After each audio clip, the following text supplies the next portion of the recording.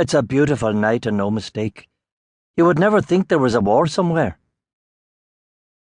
These less than prophetic words were spoken by a young Navy second lieutenant on the wide, night-bedarkened deck of our supply ship, bound for Accra.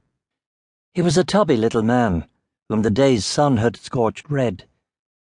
Happy to hear an Irish accent, I asked him where he was from, and he said, with that special enthusiasm Irish people reserve for each other when they accidentally meet abroad, Donegal.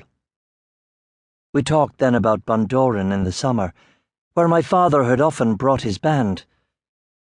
It was a pleasure to shoot the breeze with him for a few moments as the engines growled on, deep below.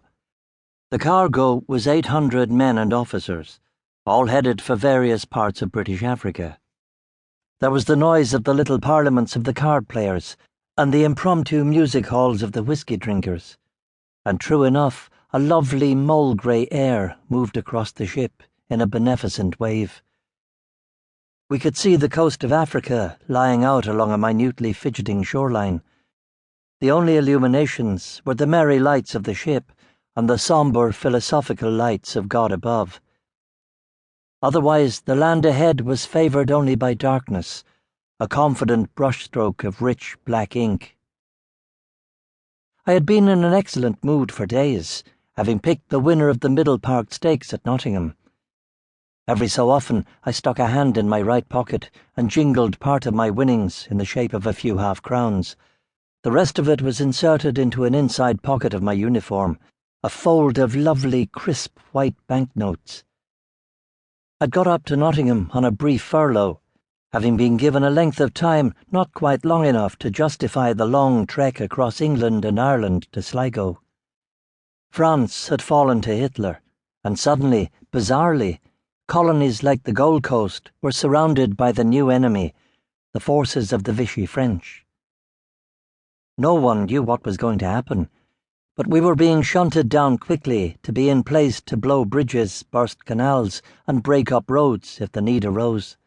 We had heard the colonial regiments were being swelled by new recruits, thousands of Gold Coast men rushing to defend the Empire. I suppose this was when Tom Quay, though of course I didn't know him then, joined up.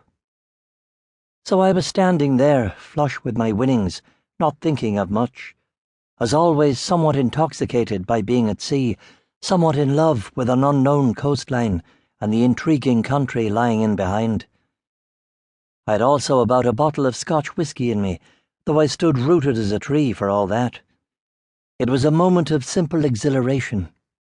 My red hair, the self-same red hair that had first brought me to the attention of Mai, for it was not I who had said hello to her first, but she, with her playful question in the simple, neat quadrangle of the university, "I suppose you put a colour in that?" My red hair was brushed flat back from my forehead, my second lieutenant's cap holding it down like a pot lid. My cheeks had been shaved by my Batman Percy Welsh, my underclothes were starched, my trousers were creased, my shoes were signalling back brightly to the moon. When suddenly the whole port side of the ship seemed to go up, right in front of my eyes, an enormous gush and geyser of water, a shuddering explosion, an ear-numbing rip of metallic noise, and a vast red cornet of flames the size of the torch on the Statue of Liberty. The young second lieutenant from Donegal was suddenly as dead as one of those porpoises you will see washed up on the beach at Enniscrone after a storm, on the deck beside me, felled by a jagged missile of stray metal. Men came tearing up from below, the doorways oozing out men as if so much boiling molasses. There were cries and questions, even as the gigantic fountain of displaced water collapsed and found the deck, and hammered us flat there, as if we were blobs of dough.